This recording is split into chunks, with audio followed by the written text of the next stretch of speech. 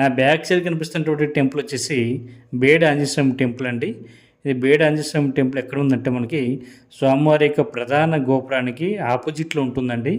ఇక్కడ నా back side మీరు చూడొచ్చు దాని వ్యూ పాయింట్ని.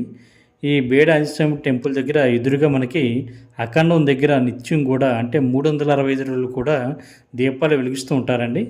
ఇది బేడ ఆంజనేయ స్వామి టెంపుల్ అండి. నా బ్యాక్ సైడ్ది మీకు దీపాలు ఎక్కడ వెలిగిస్తారు అన్నది నేను చూపిస్తానండి. అఖండం దగ్గర ఇక్కడ కోరిన కోరికలు తీరాలని కొంతమంది దీపాలు వెలిగిస్తుంటే వాళ్ళు కోరుకున్నటువంటి కోరికలు నెరవేరిన తర్వాత కూడా చాలామంది శ్రీవారి భక్తులు ఇక్కడ కనిపిస్తున్నటువంటి అఖండం దగ్గర కొబ్బరికాయ కొట్టి దీపాన్ని అయితే వెలిగిస్తూ ఉంటారండి.